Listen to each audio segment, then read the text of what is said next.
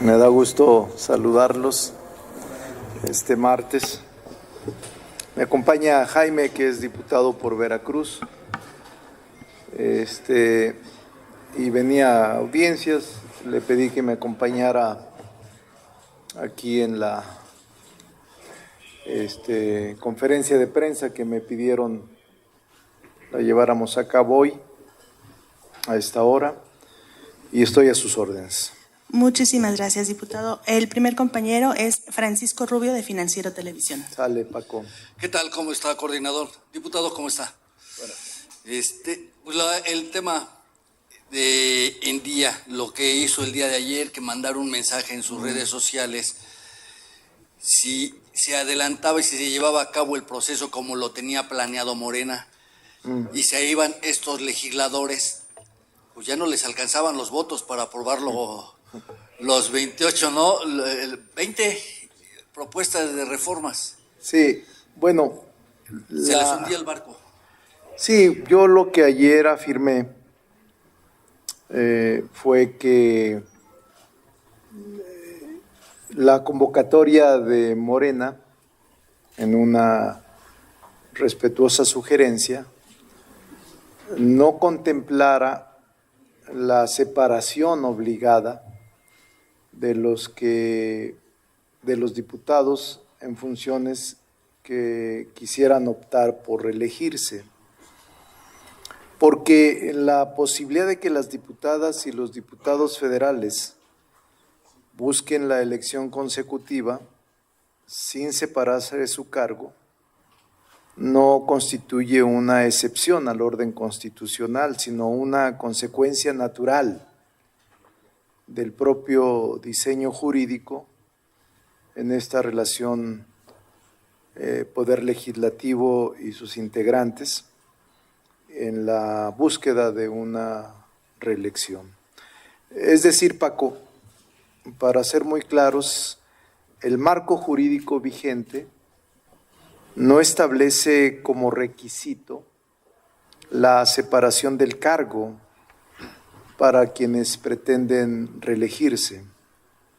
Por el contrario, tanto la Constitución como la legislación electoral, los lineamientos emitidos en su momento para la elección del 2024, hace 3 años, las indicaciones y las resoluciones del Tribunal Electoral del Poder Judicial, incluso ya hay jurisprudencia de este tribunal al respecto, y señala que hay un sistema en la que la permanencia del cargo dentro del legislativo resulta jurídicamente válida, porque un legislador no maneja recursos, salvo su dieta.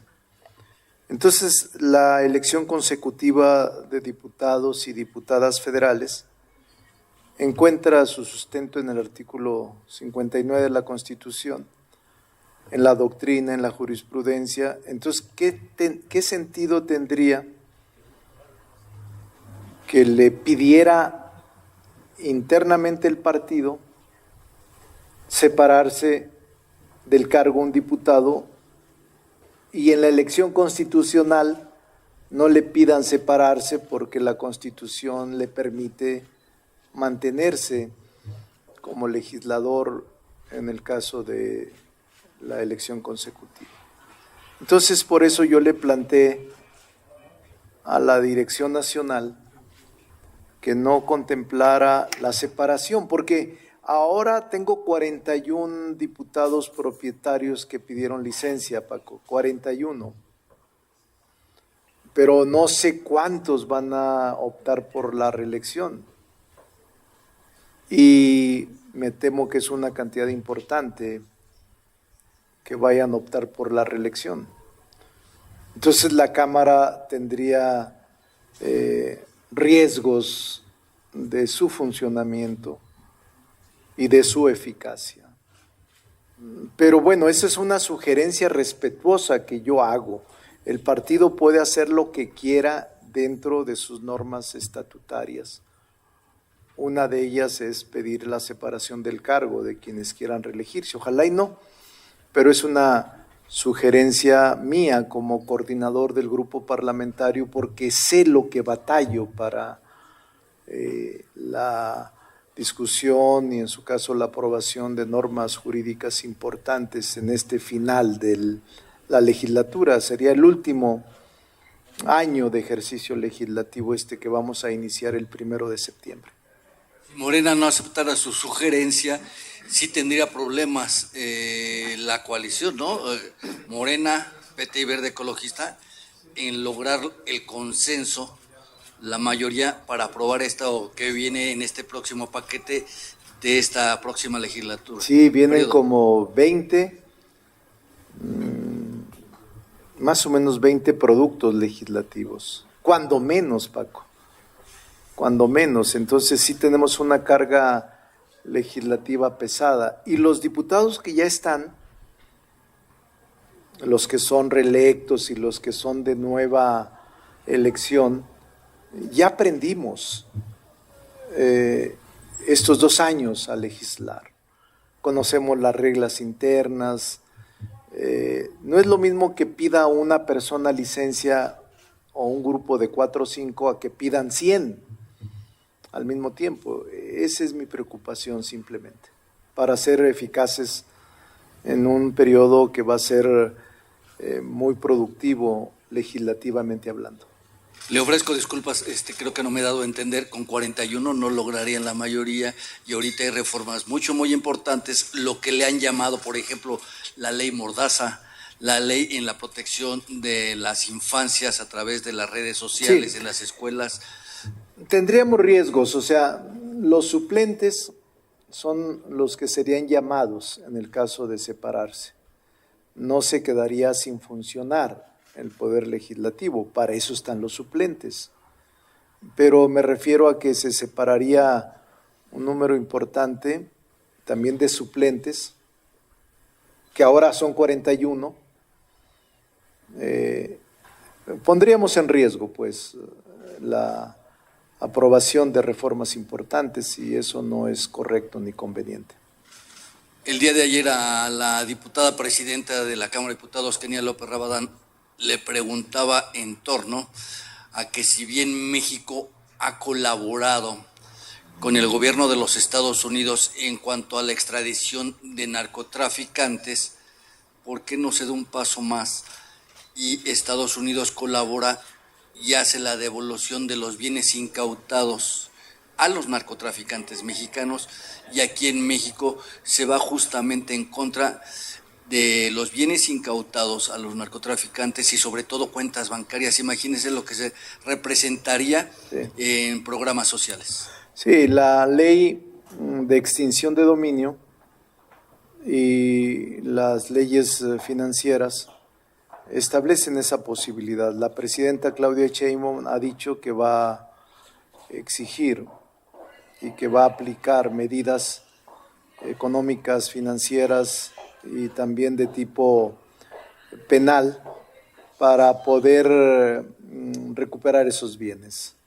Creo que están ya trabajando en ese sentido, Paco, tanto la Fiscalía General de la República como la Secretaría de Hacienda y obviamente el Poder Judicial, que es quien finalmente aplica las sanciones correspondientes sobre los patrimonios y cuentas bancarias. Le agradezco. Gracias, Paco. Continúa Fernando Camacho de La Jornada. Coordinador, buenas tardes. Yo tengo 3 preguntas para usted. La primera es pedirle su opinión a propósito de este decreto que ya anunció la presidenta Sheinbaum, para que la información gubernamental sea más transparente al no quedar a criterio de un funcionario, cuando, por ejemplo, es información relacionada con seguridad nacional, ¿no? Y dijo la presidenta también que va a haber una iniciativa en ese sentido para el inicio del próximo periodo de sesiones. Quería pedirle su opinión con respecto a ese tema. Sí, la presidenta hoy habló, Fernando, sobre la transparencia total en su gobierno y me parece un paso muy importante con la firma del decreto que a partir de hoy tiene vigencia.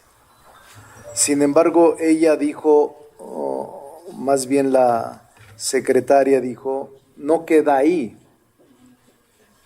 en decreto del Ejecutivo, sino que para que tenga carácter general, abstracto y obligatorio, también vamos a enviar al Congreso un paquete de reformas en materia anticorrupción. Estamos a la espera de él. Sé que son 13 leyes, pero no conozco el paquete definitivo, pero sé que se enviará en este periodo de sesiones.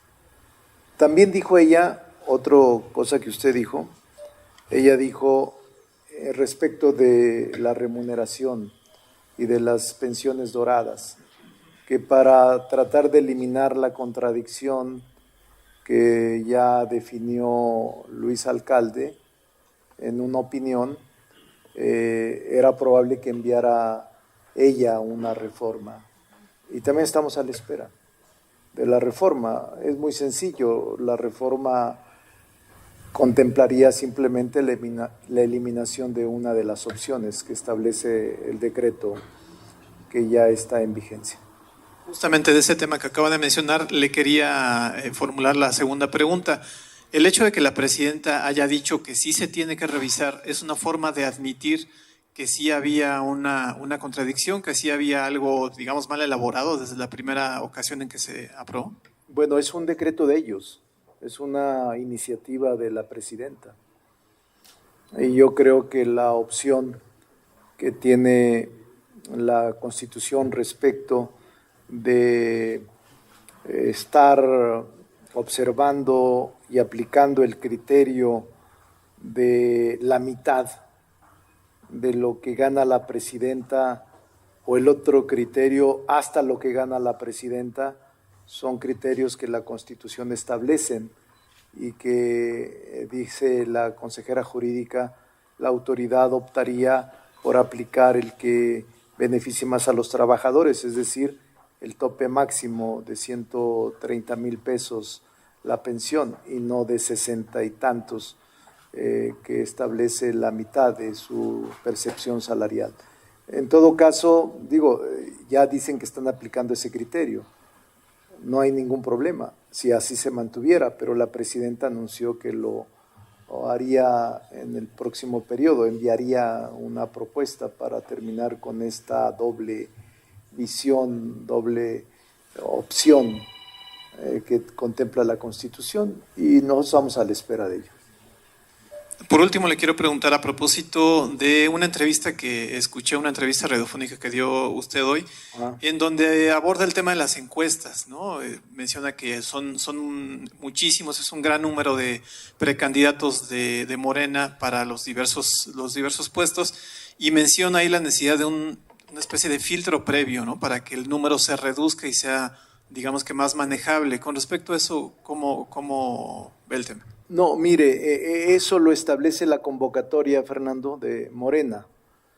Yo participé el fin de semana en un ejercicio que me pareció bastante interesante por parte de Morena y su dirección, en donde están convocando a todos los que se inscribieron para platicar con ellos y establecer con ellos las reglas que la convocatoria establece. Y la convocatoria establece que cuando sean más de 6 los inscritos, se haga una doble encuesta.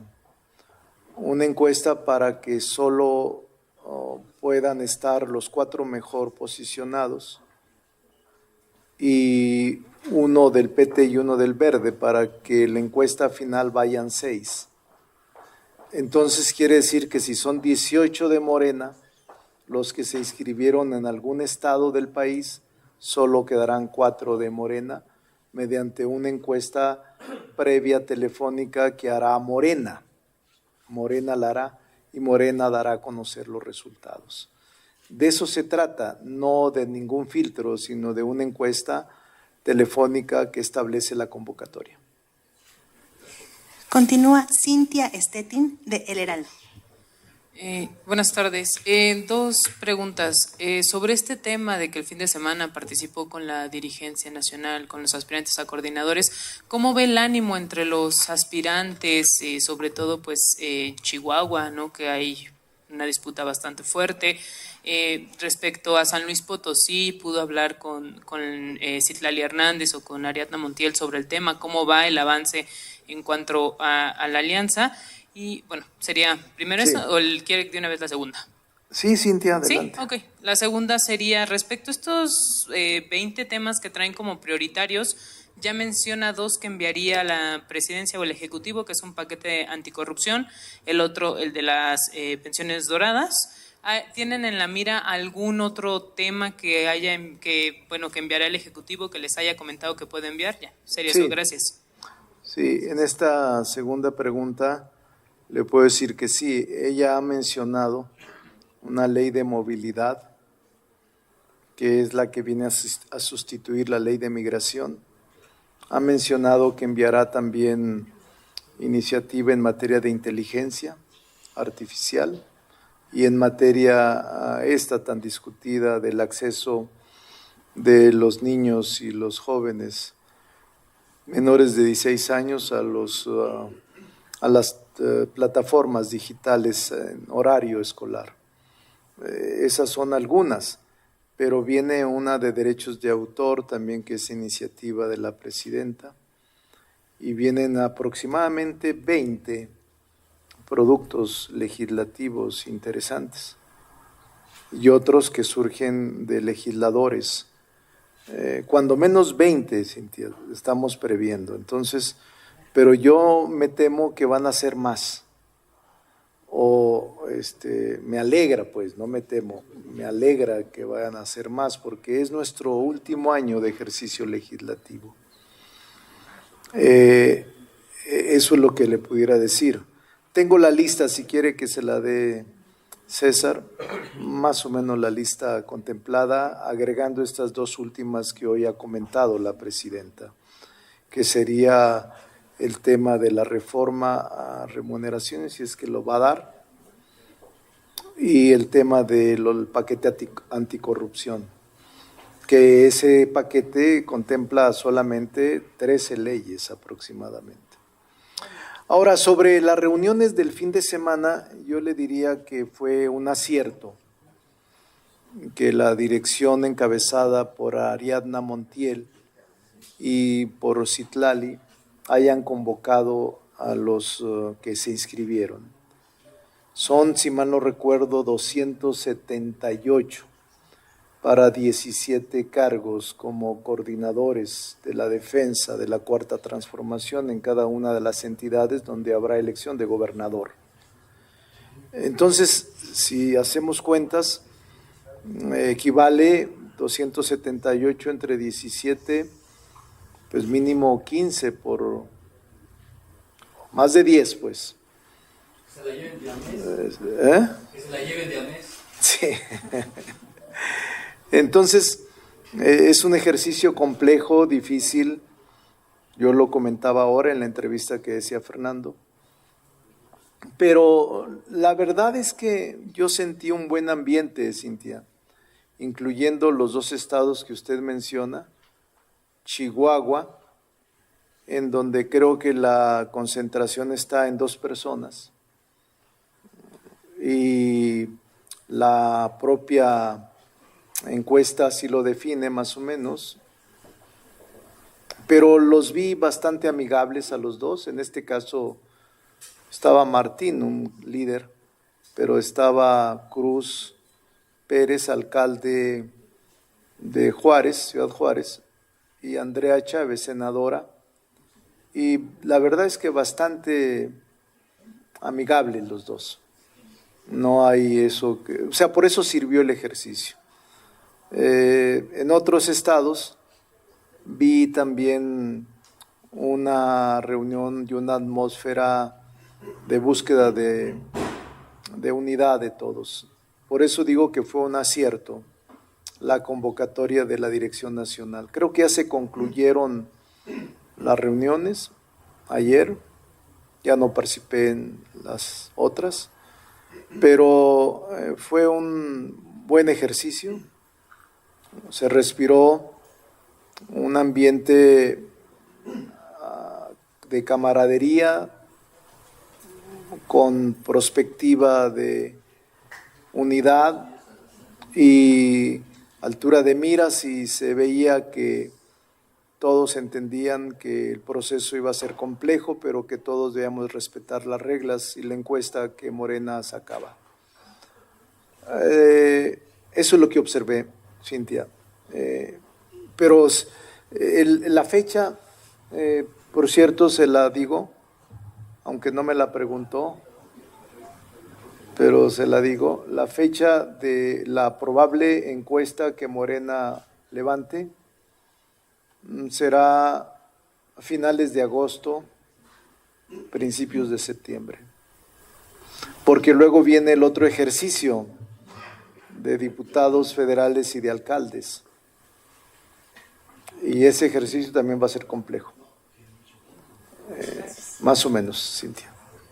Continúa Fernando Damián, de Milenio. Fernando. Buenas tardes, coordinador. Insistiendo un poco sobre el tema que le planteaba Cintia del proceso interno, si bien usted nos comenta que observó un buen ambiente entre los aspirantes a las coordinaciones de Morena en los 17 estados en juego, yo le preguntaría si por las circunstancias que usted observó, número de candidatos, quizás preferencias más o menos parejas entre los contendientes, enemistades, confrontaciones, ¿ve usted focos rojos en algunos de estos procesos internos?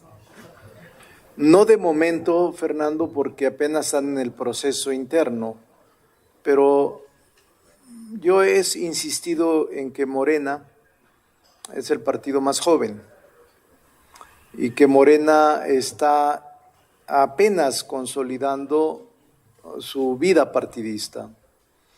Como se conformó con muchas expresiones del país, fue muy amplia la convocatoria que en aquel momento hizo el presidente López Obrador para conformar Morena. Entonces nos ha faltado consolidar, lo digo con toda seriedad y honestidad, vida partidaria, respeto a las reglas internas, disciplina partidaria, lealtad institucional y ver por encima del interés particular. Todo eso se está logrando. En este momento, si me dice, ¿veo un foco rojo? No, porque tendría que pasar todo el proceso hasta la selección de estos dirigentes políticos que ocurrirá a finales de agosto, principios de septiembre. Y se hizo a tiempo esta convocatoria por la Dirección Nacional porque yo percibía que empezaban a descalificarse los propios inscritos en este proceso y empezaba ya a rebasar lo interno y aparecer en publicaciones más públicas diferencias entre los aspirantes. Este llamado fue también para hacerles un alto y decirles que somos un movimiento y que no conviene que haya una confrontación personal y directa entre ellos. Por eso fue muy importante esta convocatoria. Un segundo tema, coordinador. La Secretaría de Educación Pública anunció, o advirtió que clausurará aquellas escuelas que se dicen militarizadas, que no cambien totalmente sus planes de estudios y que pues no se apeguen a los reglamentos que establece la norma federal. Sin embargo, en el estado de Guanajuato se da a conocer que hay algunas escuelas públicas de nivel bachillerato pues con esta modalidad militarizada y dicen que ellos van a seguir operando, que no van a cerrar esas escuelas a las que van aproximadamente 3.500 alumnos. Con esta diferencia de opiniones, ¿no ve usted la posibilidad de un choque entre el gobierno federal y el gobierno de Guanajuato? Y pues si en su caso, ¿a quién corresponde la rectoría de la educación pública, de la educación, bueno, de la educación en general? Sí, por favor. Le corresponde a la federación, no somos ínsulas, no somos una república balcanizada, ni tampoco tenemos cada uno lineamientos propios. El hecho de ser una federación, el hecho de ser una república, obliga a todos los estados del país a acatar la Constitución General de la República y obviamente la Rectoría de la Educación le corresponde a la Secretaría de Educación Pública. Pero yo llamaría a la calma a la gobernadora, que es la jefa del Ejecutivo de Guanajuato, para buscar una solución, para dialogar con la SEP y para que, lejos de buscar una confrontación con la Federación, se busque una conciliación y un diálogo.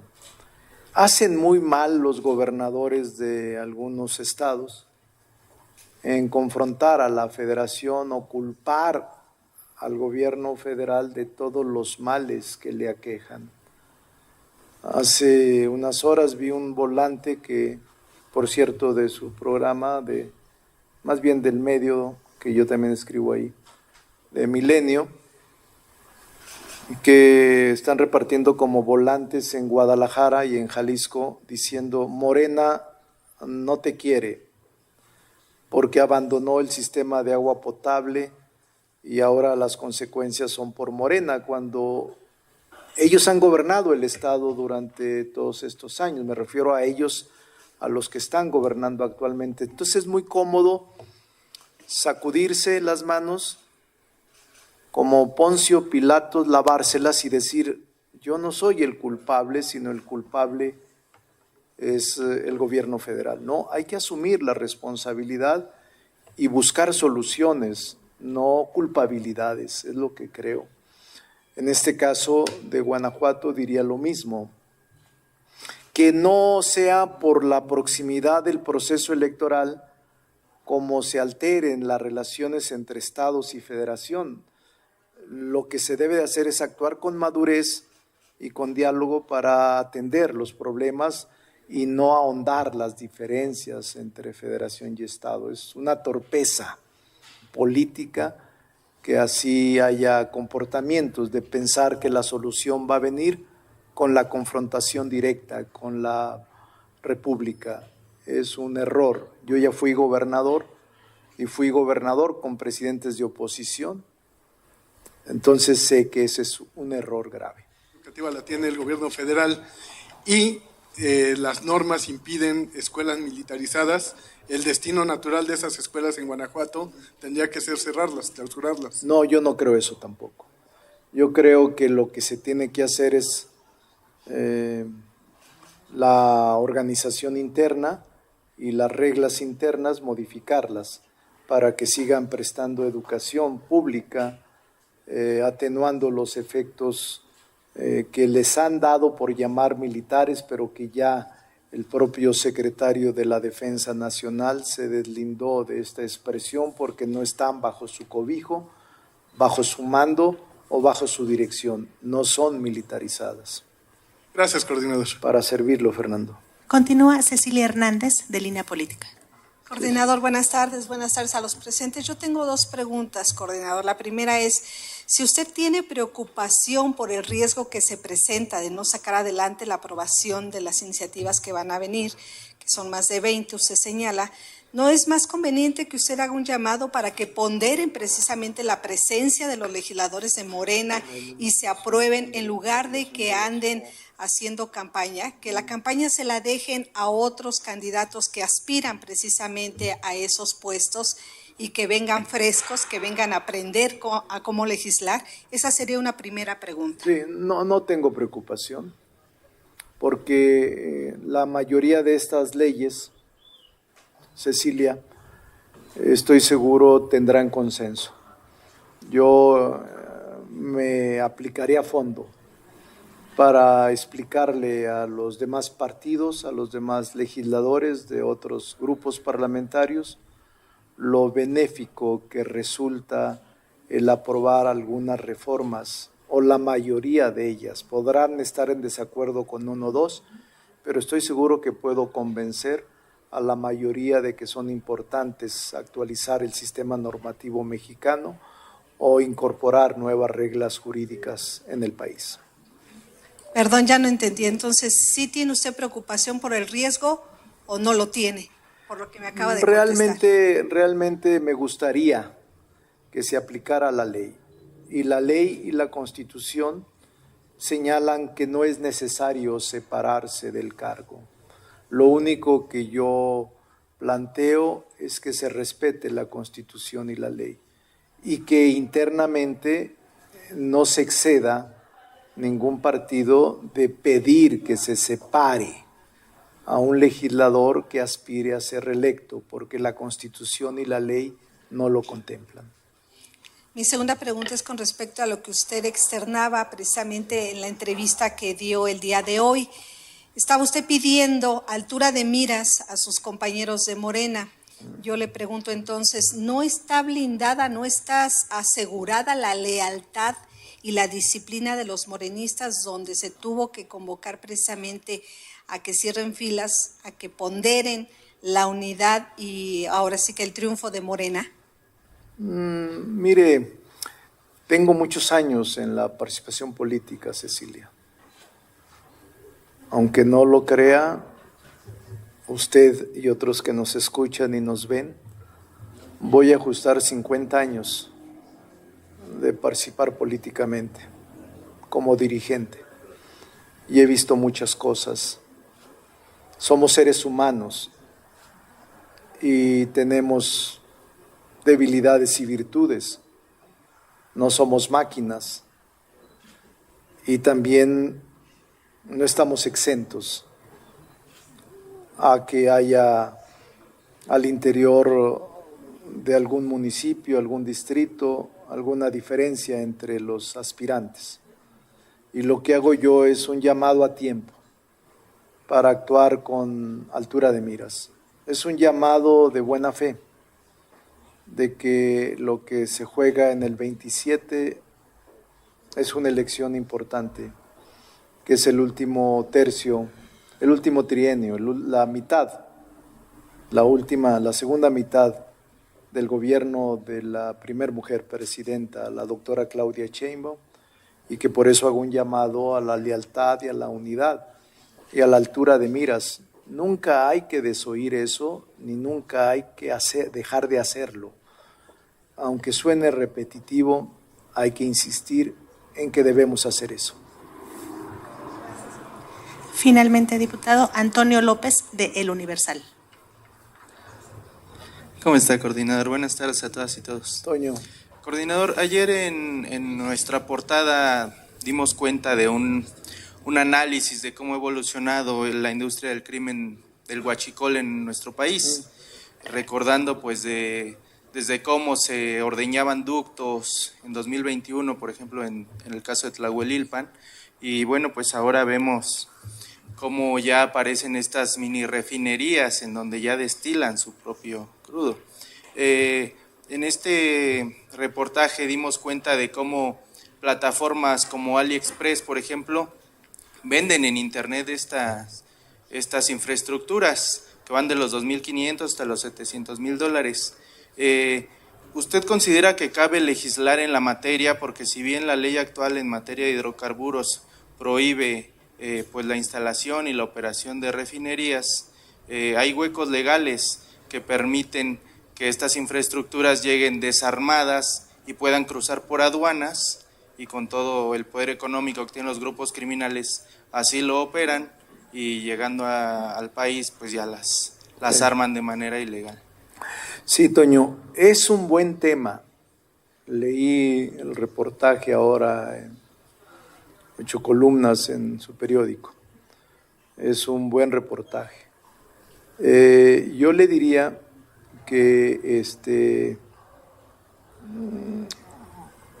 para mí es aplicar la ley. Le corresponde a la Fiscalía General de la República dar seguimiento a estos delitos, probables conductas, presuntas conductas criminales. Y usted da muchos elementos, su periódico da muchos elementos. para iniciar carpetas de investigación. Yo exhortaría a la Fiscalía General de la República para que aplique con rapidez una investigación sobre estas mini refinerías que están siendo sustituidas por estas grandes refinerías que en el pasado prohijaron y se protegieron y que ahora se están trasladando a este tipo de modalidad de empresas criminales. Pero es un buen tema. Cabe, coordinador, legislar en la materia porque, le repito, si bien se aplica la ley hay huecos legales y lo que no está en la ley no se puede juzgar. Entonces, actualmente la ley sí prohíbe operar mini refinerías ilegales o armarlas, pero no prohíbe este paso de la infraestructura desarmada por las aduanas. Eso está permitido y es lo que se hace. Incluso la Comisión Europea multó ya a AliExpress por la venta de productos que pueden ser sujeto de ilegalidades. Sí, hace falta vigilancia en las aduanas. No lo sé si... yo creo que el marco jurídico es suficiente desde el momento mismo en que prohíbe ese tipo de instalaciones privadas sin la autorización de la Comisión de Energía y de Pemex, pero no tenemos problema en reforzar esta medida y buscar que estos huecos no sean motivo de cometer estas fechorías en contra del Estado mexicano. Diputado, si me permiten, para ahondar en este tema. Sí, adelante. Si me prestan el micrófono, gracias. Adelante, adelante. Precisamente la Guardia Nacional, el Ejército, las policías estatales, ¿no ven cuando se está trasladando toda esta infraestructura? Porque no es chiquita, así como que pasa invisible a los ojos de las policías, pues, y sobre todo, ¿qué hace la inteligencia militar? ¿Qué hace la inteligencia precisamente, por ejemplo, de Seguridad Pública Federal? ¿En dónde están? Son tantas las ocupaciones que tienen los elementos castrenses en la República Mexicana que no se dan abasto para vigilar todas estas anomalías que transcurren por carreteras, porque esto pues no puede ir en avión. Gracias. Sí, Margarita. No, yo creo que la Guardia Nacional, el Ejército, la Marina, están actuando. Y sí, hay mucho trabajo. Yo he visto en las últimas etapas, meses, la cantidad impresionante de desmantelamiento de laboratorios, productores de metanfetamina, de drogas, más de 60,000 personas procesadas por delitos relacionados con el tráfico de drogas, además de la incautación y decomiso de cientos de miles de droga. Creo que está trabajando el Ejército, pero hay que exhortarlos para que todo este tipo de los que menciona usted y también Toño, se puedan tener más vigilancia en las aduanas, en las carreteras, y tener más cuidado y control sobre las mismas para que no se instalen este tipo de empresas criminales que refinan el petróleo de la nación. Gracias. Miren, aquí, si alguien quiere la agenda, por Cintia, que se las pasen, ¿no? Mire, son Ley de Derechos de Autor, responsabilidad secundaria para proveedores de servicios de Internet, luego Ley Federal de Protección a la Propiedad Industrial, Ley General para prevenir, investigar y sancionar el delito de feminicidio, luego redes sociales, el uso de inteligencia artificial, el paquete anticorrupción, la Ley General en materia de bienestar, cuidado y protección de los animales, la Ley General de Pueblos de Derechos de los Pueblos Indígenas, la Ley en Movilidad y Migración, una Ley de expedición de certificados de libre deforestación, Ley General de Equilibrio Ecológico a la protección al ambiente, también en materia de comunicaciones con fines publicitarios y mercadotécnicos, reforma a la Ley General de Salud en materia de usos terapéuticos de fármacos, reclutamiento forzado, regulación de seguros, regulación en el traslado de menores en transporte terrestre, lactancias, estas últimas dos que hoy escuchamos, pero también está una de juegos y sorteos, comisión también que están pendientes, la que hoy anunció la presidenta, si es que va a enviar sobre la remuneración de servidores públicos y las pensiones doradas, más de 20, pero se las doy, ¿dónde está Andrea? Andrea, ¿tú se las mandas ahorita? Con César, se las mandan ahorita completas, por favor. Gracias a todos.